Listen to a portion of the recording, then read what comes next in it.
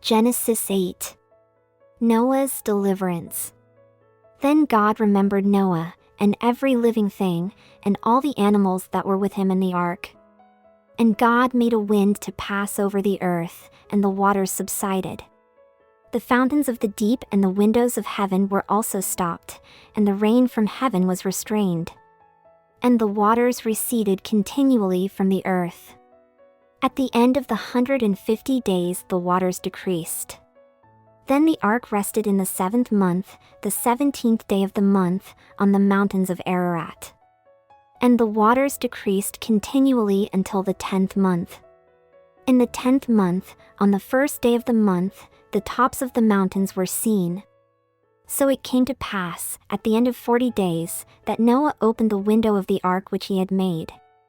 Then he sent out a raven, which kept going to and fro until the waters had dried up from the earth.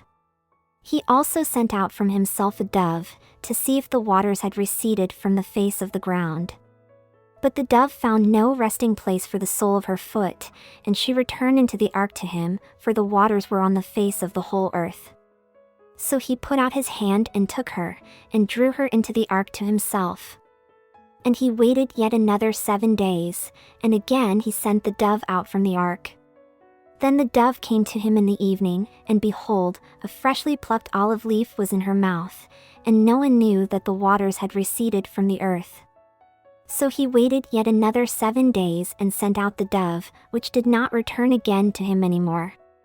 And it came to pass in the 601st year, in the 1st month, the 1st day of the month, that the waters were dried up from the earth, and Noah removed the covering of the ark and looked, and indeed the surface of the ground was dry.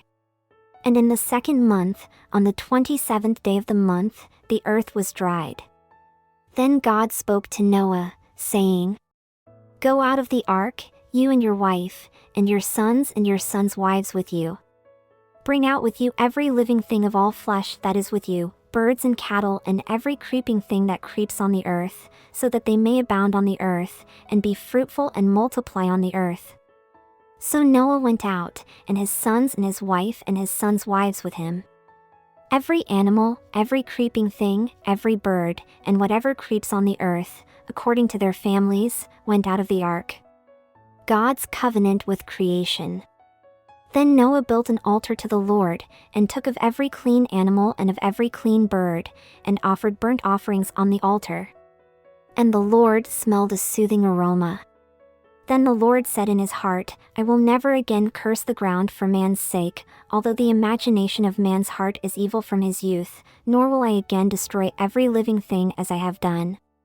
While the earth remains, seedtime and harvest, cold and heat, winter and summer, and day and night shall not cease.